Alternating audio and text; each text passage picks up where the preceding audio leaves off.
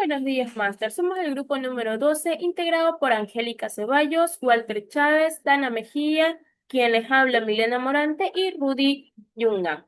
Hoy queremos invitarlos a cada uno de ustedes a que nos acompañen en un breve recorrido por todo lo aprendido durante este segundo semestre, en la asignatura de contextos de los sujetos educativos y aprendizaje humano, cultura y subjetividad. Tal cual como lo dijo Paulo Freire, la educación no cambia el mundo, cambia a las personas que van a cambiar el mundo. Y justamente eso descubriremos cómo los contextos históricos, culturales y sociales influyen profundamente en el aprendizaje y en la constitución de la subjetividad de cada estudiante. Prepárense en cada uno de ustedes para explorar junto a nosotros los que fueron las 4 unidades que transforman nuestra forma de comprender la educación ecuatoriana y el papel que cada uno de nosotros desempeña dentro de ella. Durante este semestre, 8 puntos claves han transformado mi visión de la educación ecuatoriana. Primero, comprendí que el contexto educativo no es solo el aula, sino un entramado histórico y cultural que opera en 3 niveles: las políticas nacionales, la institución educativa y el espacio mismo del salón de clases. Segundo, descubrí que nuestras historias educativas comenzó mucho antes de la colonia. Los pueblos precolombinos, especialmente los incas, ya tenían las yaguasi o casa del saber y practicaban el aichai y el chacay, buscando equilibrar la sabiduría central con el conocimiento nuevo. Tercero, la etapa colonial nos mostró una educación dividida para las élites y para evangelizar. De ahí surge la figura inspiradora de Eugenio Espejo, un mestizo que entendió que la educación era el camino hacia la libertad. Cuarto, en el siglo XIX republicano se construyeron las bases de nuestro sistema educativo, desde el método Lacasterino, perdón, hasta la creación de la Escuela Politécnica por García Moreno. Cada avance marcó nuestro rumbo. Quinto, en el siglo XX trajo la revolución más importante, la educación laica, gratuita y obligatoria de Eloy Alfaro. Pero más allá de los presidentes me conmovieron pedagogos como Dolores Cafaguango, quien sin saber leer defendió las escuelas bilingües, y María Luisa González de la Torre, que luchó por los derechos de los indígenas. Sexto, entendí que la educación intercultural bilingüe no es un tema marginal, sino central para nuestro país plurinacional, desde sus orígenes en los 40 años hasta los 14 currículos actuales. Representa una deuda histórica que estamos saldando. Séptimo, la identidad ecuatoriana se construye reconociendo nuestros rasgos comunes y superando obstáculos como el racismo y la migración. Como futuros docentes, el modelo hermenéutico reflexivo nos invita a ser intérpretes de nuestra realidad, no solo repetidores de conocimiento. Y octavo, la calidad educativa actual se mide por estándares claros, pero siempre con un enfoque intercultural de derechos. Los desafíos persisten, pero ahora entiendo mejor. Estos 8 puntos no solo son contenidos académicos, son una burbuja que llegará a mi práctica docente. Porque educar en Ecuador significa honrar esta historia diversa y comprenderse para comprometerse con un futuro más justo e intercultural.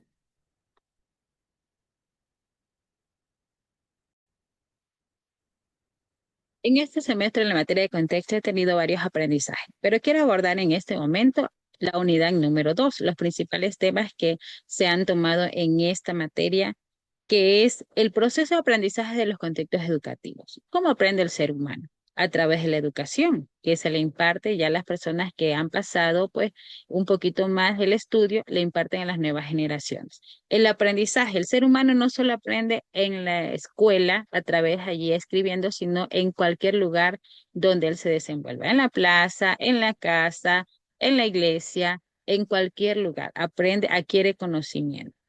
Además, el desarrollo del ser humano natural, pues, tiene 3 procesos fundamentales que son el desarrollo físico, el desarrollo cognitivo, que es el desarrollo de la memoria, y el desarrollo social, que lo hace a través de la interacción diariamente con los demás seres humanos.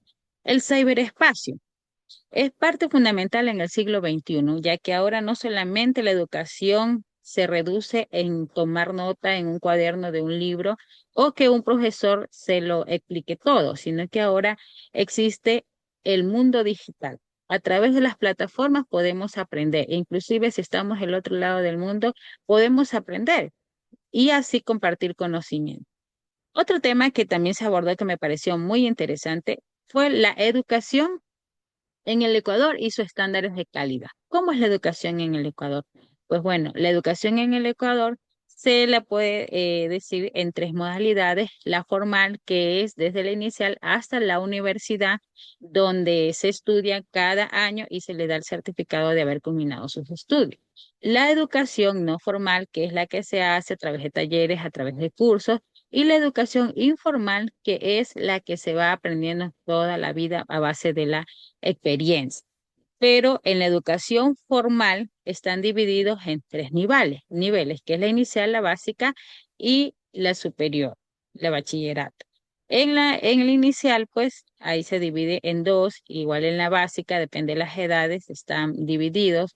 Y el bachillerato, pues el bachillerato es el técnico, hay el bachillerato artístico, el bachillerato productivo, pues que el bachillerato técnico productivo es un año más, es optativo. Inclusive yo no conocía que existía ese bachillerato. También hay el bachillerato en ciencias. Entonces, cada uno de estos, culminando, recibe su certificado. Y de esa manera está dividida la estructura de la educación en el Ecuador. ¿Y cómo tener una educación de calidad? Para ello es importante que haya una buena gestión escolar, que haya el desempeño profesional de los directivos debe ser óptimo, deben estar capacitados para poder dirigir las instituciones en bienestar de los alumnos y el desempeño profesional que los docentes deben estar también cada vez capacitándose, ser evaluados para que así puedan ejercer la docencia de una manera significativa, impartir las clases y adaptarse a las nuevas tecnologías. Me encantó cómo mis compañeros abordaron los temas aprendidos durante este semestre. Yo de mi parte me voy a enfocar en algo que me pareció fascinante, cómo llevamos estos conceptos a la acción a través de la cultura de paz y la comunicación asertiva. Cuando empecé a estudiar este tema, yo también creía que los conflictos era algo negativo y que había que evitarlos, pero aprendí que los conflictos es algo natural en todas las relaciones humanas. Lo importante no es evitarlos, sino cómo los gestionamos. Aquí es donde entra el concepto de cultura de paz que vimos durante este semestre. La cultura de paz no es solo pelear, es un esfuerzo activo para transformar mentalidades, prevenir la violencia y construir convivencias. Surgió desde los años 80 con contribuciones importantes como la del sacerdote peruano Felipe Matt Gregory, quien insistía que la paz se construye desde la educación, el diálogo, el respeto de los derechos humanos. En contextos educativos, esto significa que debemos romper con el ideal a conflicto. Los conflictos van a existir, pero podemos convertirlos en oportunidades de crecimiento. Aquí quiero mostrarles algo importante. Cuando no se abordan y llegan a una crisis y finalmente pueden resolverse con estrategias adecuadas. Cuando no manejamos bien estos ciclos, podemos llegar a situaciones como el bullying, la violencia escolar, como lo muestran en la imagen. El bullying no es cosa de niños, es un patrón de comportamiento que genera violencia y consecuencias devastadoras. En la víctima puede ocasionar baja autoestima, bajo rendimiento escolar. En los observadores, insensibilidad y miedo. En el agresor refuerza las conductas violentas y en las instituciones deteriora el clima educativo. Frente a esto, ¿qué podemos hacer? Aquí es donde volvemos al lenguaje de comunicación asertiva.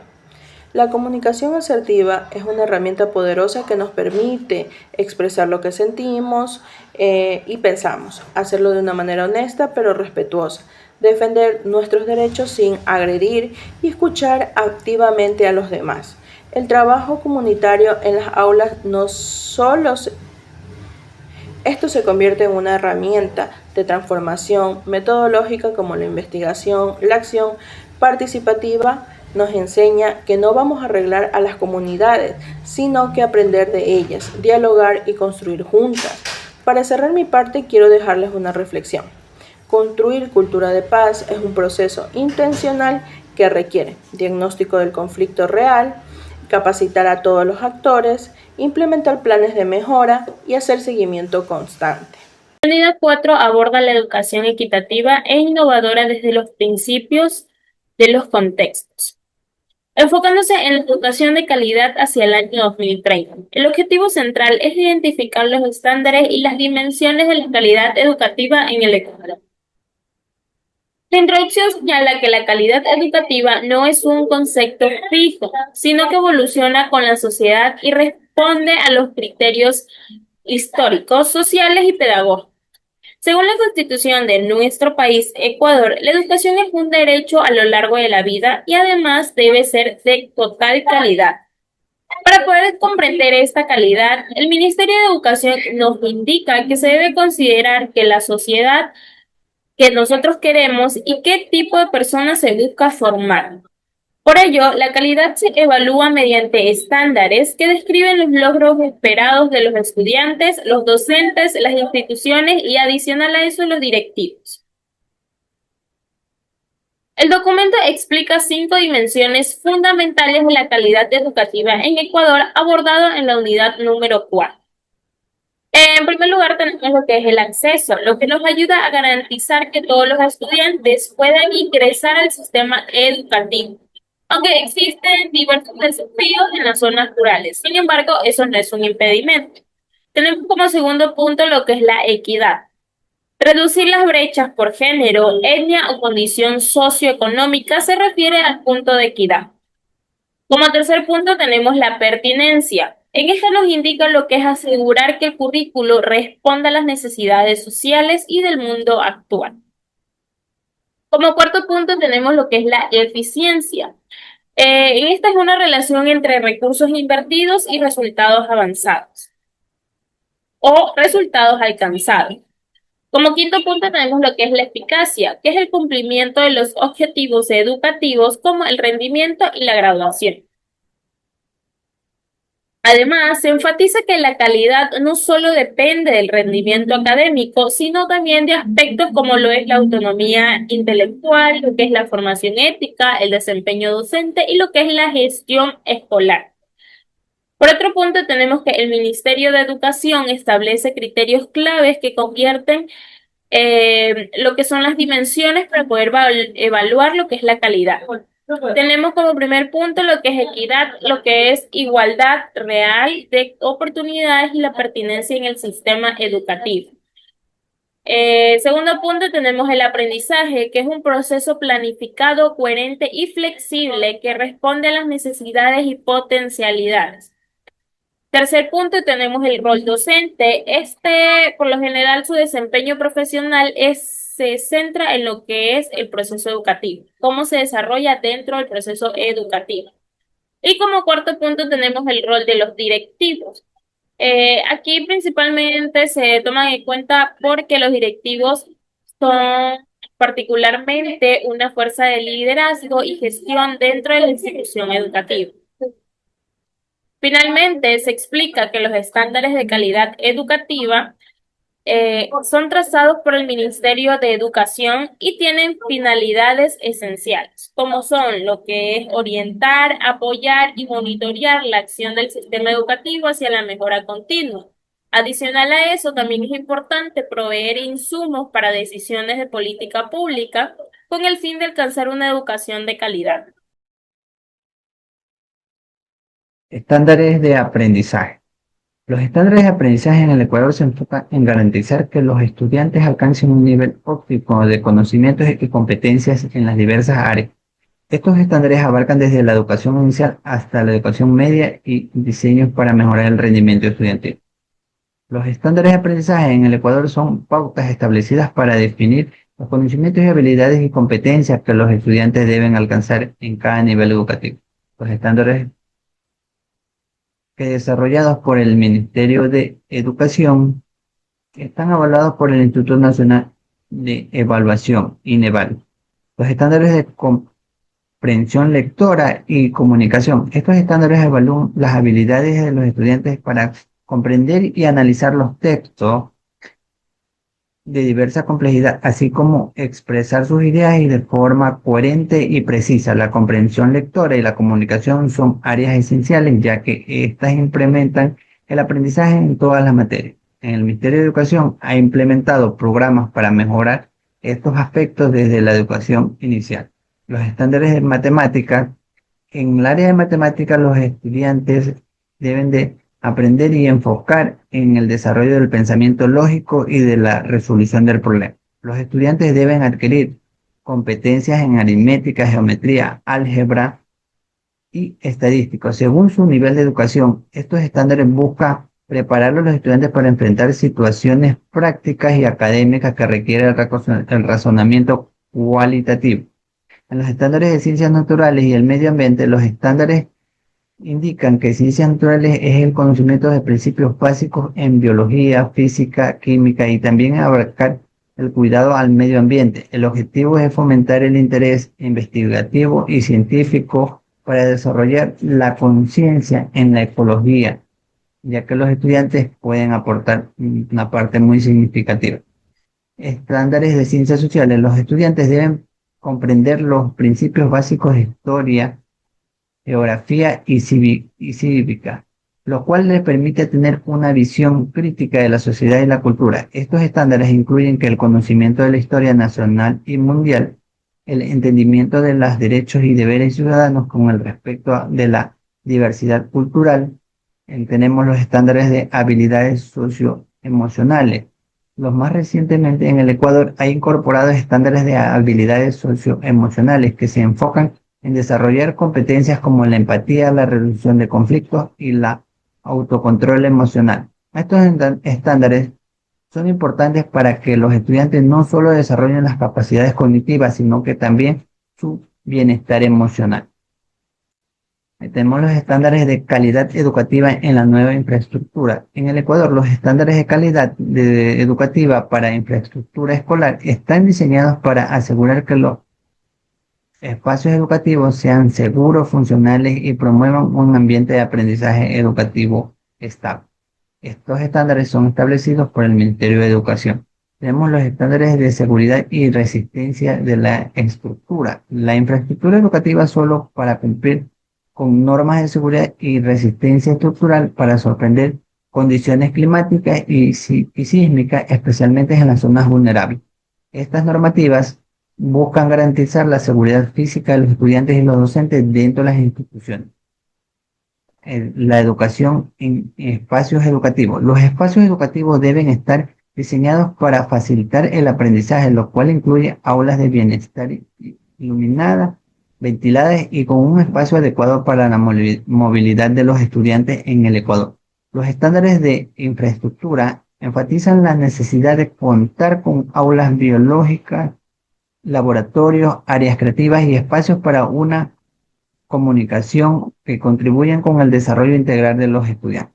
El acceso e inclusión, un espacio clave que es para la infraestructura educativa, sea accesible para todos los estudiantes, incluyendo a aquellos con discapacidades. Los edificios escolares deben estar equipados con rampas, señalización adecuada y servicios sanitarios adaptados para asegurar la inclusión e equidad al acceso educativo. Sostenibilidad y eficiencia energética. La infraestructura escolar debe estar alineada a las prácticas sostenibles. Este incluso es un uso de material sostenible que sostiene iluminación eficiente y acceso al agua potable. En los últimos años, el Ministerio de Educación ha promovido la construcción de edificios adecuados que aprovechan la luz natural y que están equipados para el sistema de reciclaje de agua y energía solar. Los recursos tecnológicos y conectividad. Los estándares actuales también sostienen y consideran que la tecnología y la conectividad en el Internet y en las instituciones educativas, la disponibilidad de recursos tecnológicos como laboratorios de computación y acceso a Internet. Estas están fundamentadas para apoyar la educación digital y para mejorar el aprendizaje entre los estudiantes. Tenemos ahí un acceso en donde nos presentan las aulas inicial, patio cívico, parqueadero, comedor, ambiente, inspecciones, áreas educativas, aulas de bachillerato, laboratorios y aulas.